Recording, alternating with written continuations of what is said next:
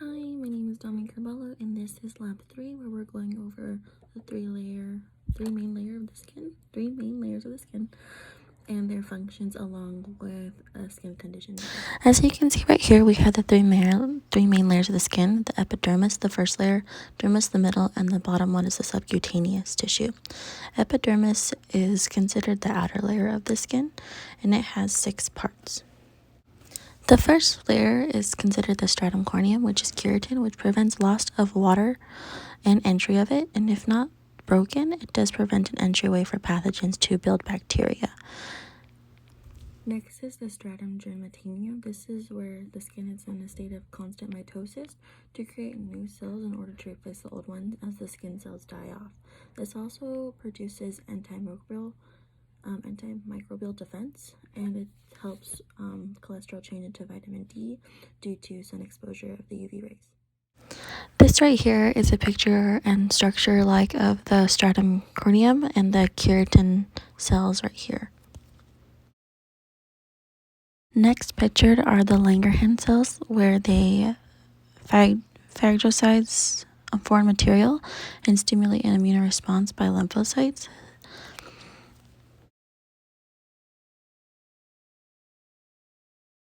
What isn't pictured in the diagram or video presentation is the Merkel cells, which are the cell receptors for touch, and this is also very important because they kind of help determine if a surface is too hot or cold, the pressure and the texture of it, basically your little hands.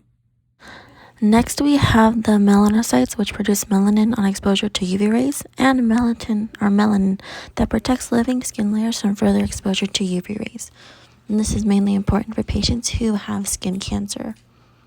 And as we finish up with the epidermis, we go into the dermis, and right here is a picture of the structure of it. The main importance of the dermis is that it's the inner layer of the skin. It is made of an irregular type of fibrous connective tissue.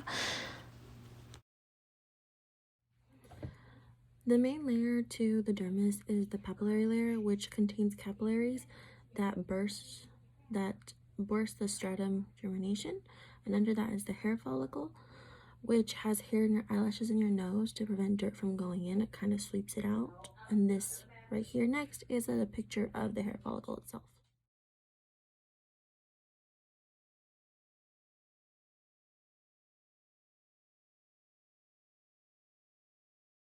Right here is the sebaceous gland, which produces sebum, which prevents drying of the skin and hair, but it does not allow growth for bacteria at all.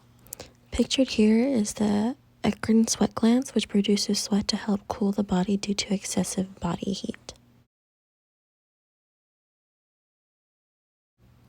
Pictured right here is the nail follicle, which protects ends of the fingers and toes from mechanical injury, and also helps with the sense.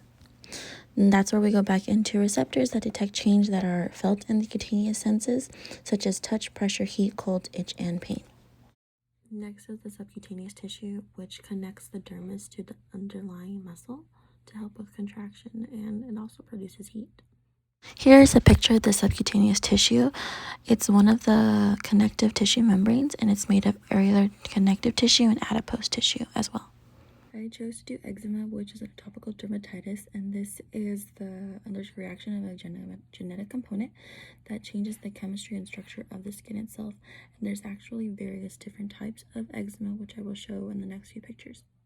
This first picture right here is atopical dermatitis, which is the most common form of eczema.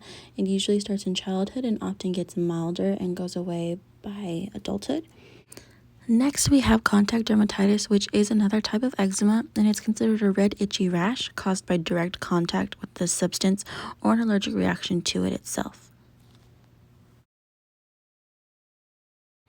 Next right here is dyshidrotic eczema, which, as you can see, causes small blisters to form on the hands and feet, and it's more common in women than men. And these blisters are actually itchy and usually filled with a clear fluid similar to water.